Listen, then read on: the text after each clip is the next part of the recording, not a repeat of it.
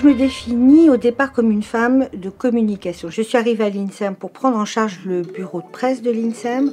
Puis ensuite, je me suis occupée de communication plus générale, notamment vers les jeunes, les clubs INSEM Jeunesse. Et donc là, j'ai commencé à m'intéresser de plus près à ces interfaces entre sciences et société qui n'étaient pas si simples que ça. Puis là, il y a eu une rencontre, un croisement entre mon parcours professionnel et mon parcours personnel. J'étais confrontée à la maladie, ça arrive à pas mal de gens d'ailleurs.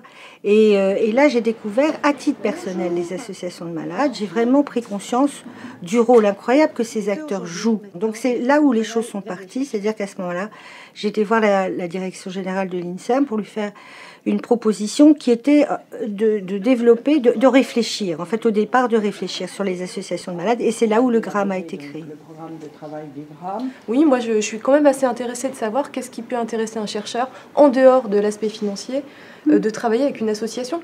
Moi-même aujourd'hui en tant qu'association, je suis pas sûre de vraiment bien le savoir en fait. Un chercheur va aller vers les associations malades pour chercher de l'argent, faut pas trop se faire d'illusions, mais il va trouver bien plus que ça. C'est-à-dire qu'il travaille dans un monde un peu abstrait, avec des cellules en culture, des animaux malades, et puis parfois ils ont une vague vidéo de patients.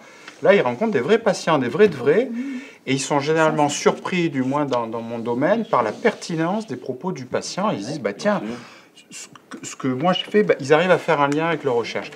Je crois que ce qu'elle a fait justement pour monter à partir de rien quelque chose d'aussi important sur une idée aussi essentielle qu'était cette rencontre entre les associations de malades et le monde de la recherche, il fallait effectivement quelqu'un comme Dominique qui avait, je crois, une personnalité tout à fait inventive.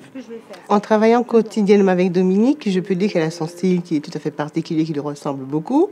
Elle est perfectionniste, Dominique. C'est une bombe à idées, donc elle a toujours du nouveau à nous annoncer. Mais quelquefois, je lui dis, Dominique, arrête, on ne pourra pas tout faire. Dominique qui voulait prendre la parole. Après, il y a... Être militante, c'est en effet différent du travail que je fais. J'ai parfois l'impression d'être avocate quand même, l'avocate des associations à l'intérieur de l'INSEM.